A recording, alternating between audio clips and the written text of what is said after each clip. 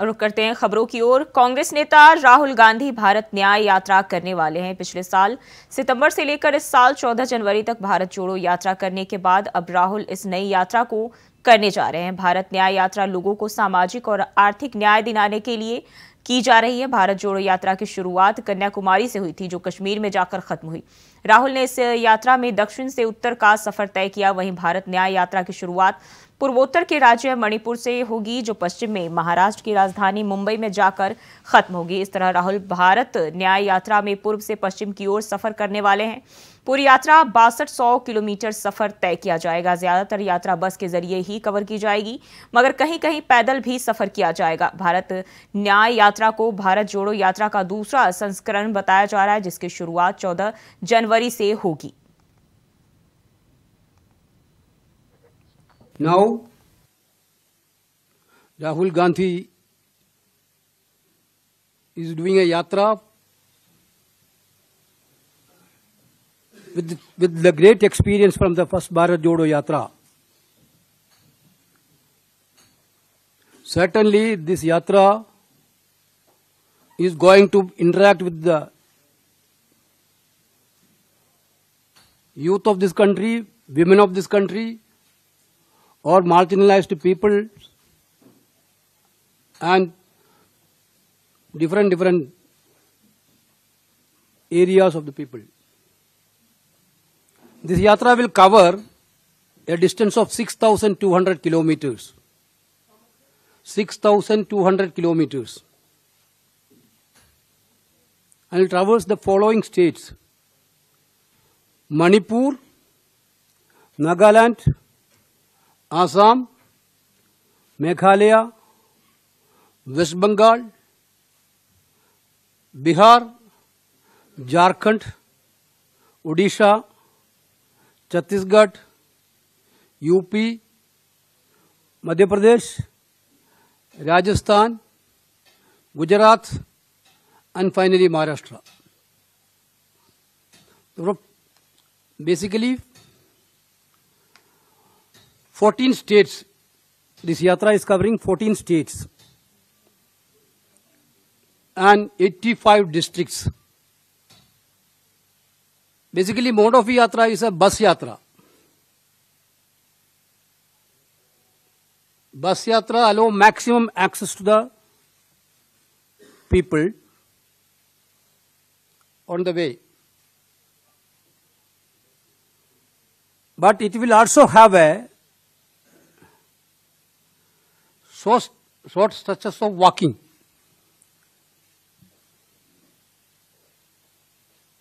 Every now and then. This important announcement we are doing today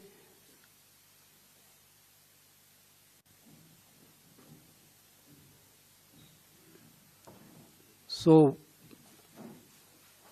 All India Congress Committee has decided to hold a Bharat Nyaya Yatra from January 14 to March 20th from Manipur to Mumbai. January 14 to March 20th from Manipur to Mumbai. और इसी खबर पर ज्यादा जानकारी के साथ अजित हमारे साथ लाइव जुड़ गए। अजित, भारत जोड़ो यात्रा के बाद अब राहुल गांधी भारत न्याय यात्रा करने वाले हैं, कैसा रहने वाला है ये पूरा कार्यक्रम? देखिए, जो बताना चाहूंगा, राहुल गांधी की पहले भारत जोड़ो यात्रा निकली थी, जो कश्मीर से कन्याकुमारी तक हुई थी, जिसके बाद अब कहा जा रहा है कि उसी को आगे बढ़ाते हुए राहुल गांधी भारत न्याय यात्रा करके निकाल रहे हैं, जो आगामी 14 जनवरी से 20 मार्च तक ये जो यात्रा है ये निकाली जाएगी। और ये यात्रा मणिपुर से निकाली जाएगी, जो महाराष्ट्र के मुंबई पर समाप्त होगी। मणिपुर से शुरू होते हुए पश्चिम बंगाल, झारखंड, गुजरात होते हुए महाराष्ट्र के मुंबई में समाप्त होगी, और जो 20 मार्च को समाप्त की जाएगी।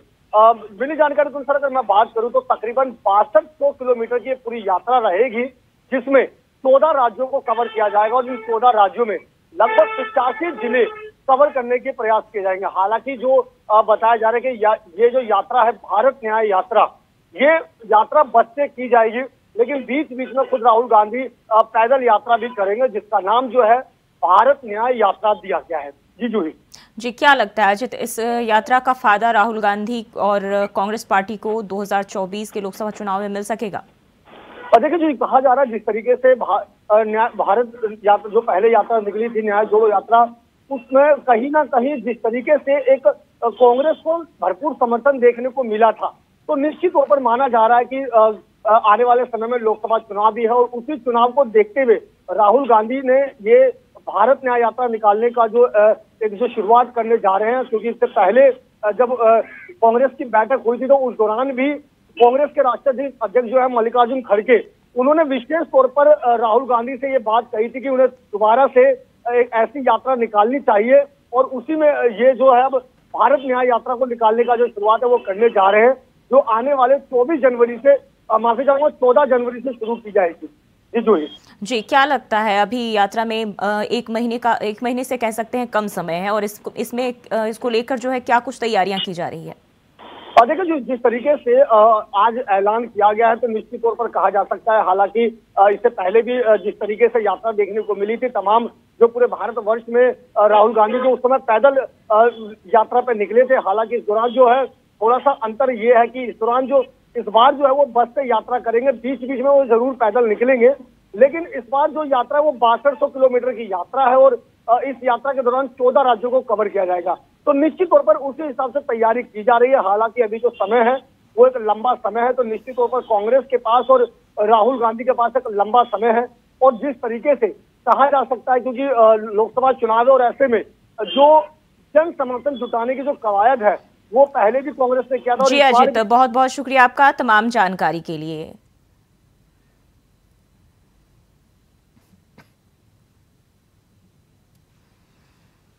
और उत्तर प्रदेश से बड़ी जानकारी सामने आ रही है। पुलिस में निकली बम्पर भर्ती। उत्तर प्रदेश पुलिस में बम्पर भर्ती निकली है। 60,244 सिपाही भर्ती का विज्ञापन जारी किया गया है। 27 दिसंबर से ऑनलाइन होगा आवेदन, 16 जनवरी तक होगा ऑनलाइन आवेदन। तो अहम जानकारी सामने आ रही है। 60,244 सिपाहियों की भर्ती निकली है और 27 दिसंबर से ऑनलाइन आवेदन इसका किया जाएगा।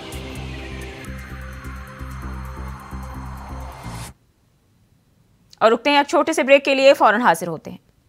ब्रेक के बाद स्वागत है आपका। बात करेंगे खबरों की। यूपी पुलिस भर्ती को लेकर योगी सरकार के बड़े फैसले सामने आए हैं। आयु सीमा में छूट की मांग करे युवाओं को राहत। योगी सरकार ने युवाओं की मांग को किया पूरा।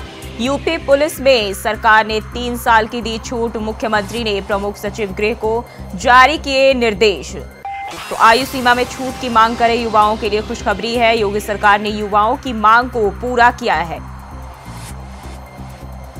और यूपी पुलिस भर्ती में सरकार ने 3 साल की छूट दी है।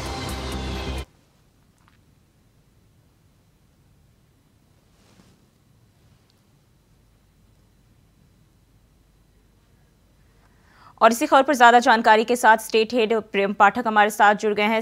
प्रियम, योगी सरकार ने युवाओं की मांग किया है और मांग को पूरा किया है और अब जो है पुलिस भर्ती प्रक्रिया में उन्होंने 3 साल तक की छूट दे दी है, क्या जानकारी है? बिल्कुल जूही, देखिए 2019 के बाद से पुलिस में ये आरक्षी पद की भर्ती जो प्रक्रिया थी वो रुकी हुई थी और ऐसे में अब जब इसका विज्ञापन जारी किया गया तो जो अभ्यर्थी थे उनकी तरफ से मांग की जा रही थी कि 3 साल का जो लॉस हुआ है उसकी वजह से उनको आयु में जो है आयु सीमा में छूट दी जाए। और इसी बात को मुख्यमंत्री ने जब उनकी संज्ञान में आया मामला तो उन्होंने तुरंत जो है वो प्रमुख सचिव गृह को इस बात के निर्देश जारी किए कि जो भर्ती प्रक्रिया निकाली गई है उसमें आयु सीमा में 3 साल की छूट जो है वो दी जाए। और उसको लेकर उन्होंने प्रमुख सचिव गृह संजय प्रसाद को निर्देश दिया और उसके बाद ये अब आदेश जो है वो जारी हो चुका है। यानी कि आज से जो आवेदन प्रक्रिया शुरू हुई है उत्तर प्रदेश के अंदर आरक्षी पद को लेकर, उसमें अब 3 साल की उम्र की जो छूट है वो इन अभ्यर्थियों को दी गई है। तो कह सकते हैं एक बड़ी सौगात और नए साल से पहले एक बड़ा तोहफा के तौर पर कह सकते हैं उन युवाओं के लिए, उन अभ्यर्थियों के लिए जो आरक्षी के लिए आवेदन करने जा रहे थे। 60,244 यानी 60,000 से अधिक पदों के लिए ये भर्ती निकली है। तो एक बड़ी संख्या में भर्तियां जो हैं वो पुलिस बोर्ड की तरफ से निकाली गई हुई हैं। और इसके अलावा सबसे अहम कि उसमें 3 साल की जो आयु की छूट है वो दी गई है। इसको लेकर जैसे ही भर्ती का विज्ञापन निकला था, अभ्यर्थियों की तरफ से इसको लेकर मांग की जा रही थी। जो विपक्षी दल है उनकी तरफ से भी इस बात को लेकर सरकार पर तंज कसे जा रहे थे कि सरकार को आयु सीमा में जो है वो छूट देनी चाहिए। और अब सरकार ने इस बात को माना है, अभ्यर्थियों की बात को माना है और साफ तौर पर मुख्यमंत्री की तरफ से आदेश जारी होने के बाद में आयु सीमा में जो छूट का आदेश है उसको भी जारी कर दिया गया है। और अब जो अभ्यर्थी हैं वो जो अभी तक जो लिमिट थी उसके अलावा 3 साल सभी वर्गों के लिए, चाहे वो सामान्य वर्ग हो, चाहे वो SC ST हो, चाहे ओबीसी हो, सभी वर्ग के अभ्यर्थियों को 3 वर्ष की अधिक जो है वो कह सकते हैं छूट जो है वो सरकार की तरफ से दी गई है। जी, किन किन आरक्षित सीटों की बात करें तो किस किस वर्ग को किस तरीके कितने पद पर इसमें जो है छूट मिल रही है, वहीं महिलाओं को कितने आरक्षण मिल रहे हैं? देखिए, जो आरक्षण के तहत जितनी भी सभी को छूट लागू है उनके अलावा 3 साल की ये अतिरिक्त उसमें जो है वो ऐड जो सीमा है वो की गई है। यानी कि जो सामान्य वर्ग का अभी तक 22 साल था उसको 25 साल किया गया है। महिलाओं के लिए जो 25 साल था उसको बढ़ाकर अब 28 साल कर दिया गया है। तो 3 साल की जो ये आयु सीमा है वो सभी वर्गों के लिए इसमें छूट दी गई है, चाहे वो SC ST वर्ग हो, चाहे वो OBC वर्ग हो, चाहे वो महिला वर्ग हो, चाहे वो सामान्य वर्ग हो, सभी को इसमें 3 साल की जो अतिरिक्त आयु सीमा की छूट जो है वो प्रदान की गई है। क्योंकि 2019 में कोविड के बाद से ये भर्तियां जो थी वो नहीं निकली थी, तो ऐसे में वो जो अभ्यर्थी इन परीक्षाओं के लेकर तैयारी कर रहे थे उनकी एज लिमिट जो थी वो पूरी हो चुकी थी, तो ऐसे में वो आवेदन नहीं कर पा रहे थे। तो उनकी तरफ से लगातार ये मांग की जा रही थी कि सरकार इसमें उनको छूट दे, 3 साल की उनको आयु सीमा में छूट दी जाए। और उसको लेकर मुख्यमंत्री ने कल आदेश भी जारी कर दिया और आज से जो ये आवेदन प्रक्रिया है वो शुरू हो चुकी है। यानी कि अब जो अभ्यर्थी हैं वो जो 3 साल का जो नुकसान हुआ है उसको सरकार ने पूरी तरीके से भरपाई कर दी है। जी, बहुत बहुत शुक्रिया आपका तमाम जानकारी के लिए।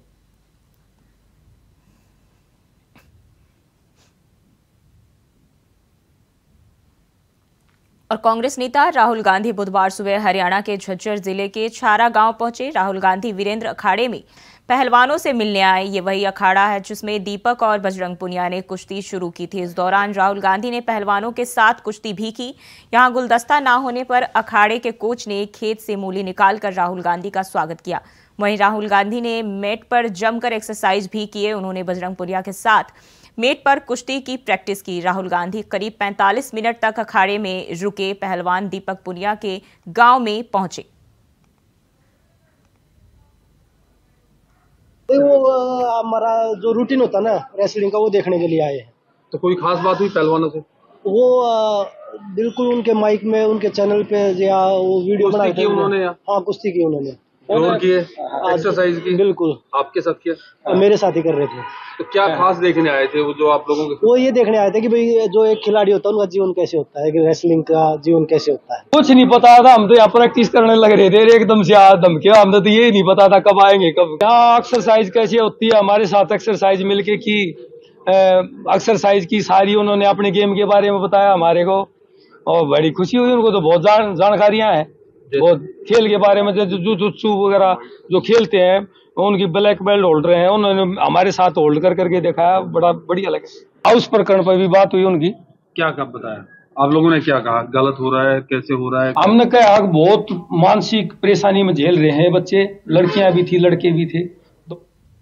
और मथुरा में 30, 31 दिसंबर और 1 जनवरी को वात्सल्य ग्राम में 7वीं ऋतंभरा के सृष्टि मूर्ति महोत्सव का आयोजन किया जाएगा, जिसमें देश की बड़ी हस्तियां शामिल होंगी। बता दें कि 7वीं ऋतंभरा का 60वें जन्मदिन के मौके पर यह कार्यक्रम आयोजित किया जाएगा, जिसमें बतौर मुख्य अतिथि केंद्रीय गृह मंत्री अमित शाह, देश के रक्षा मंत्री राजनाथ सिंह, उत्तराखंड के मुख्यमंत्री पुष्कर सिंह धामी, हरियाणा के मुख्यमंत्री मनोहर लाल, केंद्रीय मंत्री स्मृति ईरानी, योग गुरु बाबा रामदेव, पद्म विभूषण रामभद्राचार्य महाराज, मथुरा की सांसद हेमा मालिनी समेत तमाम साधु संत आएंगे।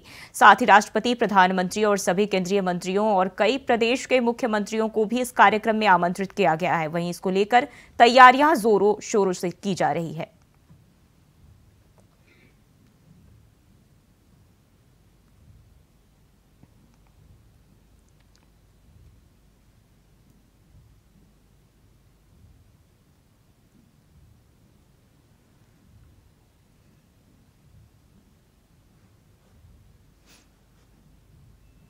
वहीं चंदौली जिले में भीषण सड़क हादसा हो गया, जहां नेशनल हाईवे 2 पर तेज रफ्तार का कहर देखने को मिला है। हादसे में बाइक सवार 2 लोगों की मौके पर ही मौत हो गई। वहीं सूचना मिलते ही मौके पर पहुंची पुलिस ने शव को कब्जे में लेकर पोस्टमार्टम के लिए भेजा और बाइक के नंबर प्लेट के आधार पर पुलिस शिनाख्त में आगे की कार्रवाई में जुट गई है।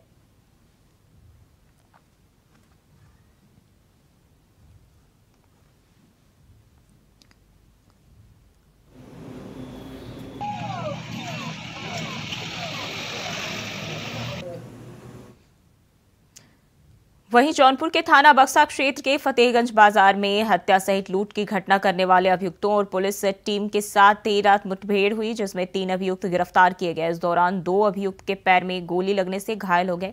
दोनों घायलों को उपचार के लिए अस्पताल में भर्ती कराया गया। वहीं कब्जे से कई अवैध हथियार और घटना में इस्तेमाल हुआ बाइक सहित कई चीजें भी बरामद की गई।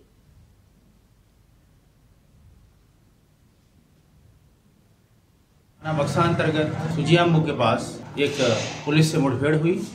बदमाशों को रोका गया था चेकिंग के लिए। बदमाशों ने पुलिस टीम पर फायर किया। पुलिस ने भी उनको पकड़ने के लिए जवाबी फायर किया, जिसमें 2 बदमाशों को गोली लगी और एक बदमाश मौके से भाग रहा था, उसको कॉम्बिंग करके गिरफ्तार किया गया है। 2 जो घायल बदमाश हैं इनको प्राथमिक उपचार के बाद यहाँ जिला सदर अस्पताल में लाया गया है। यहाँ उनका उपचार चल रहा है। इनके कब्जे से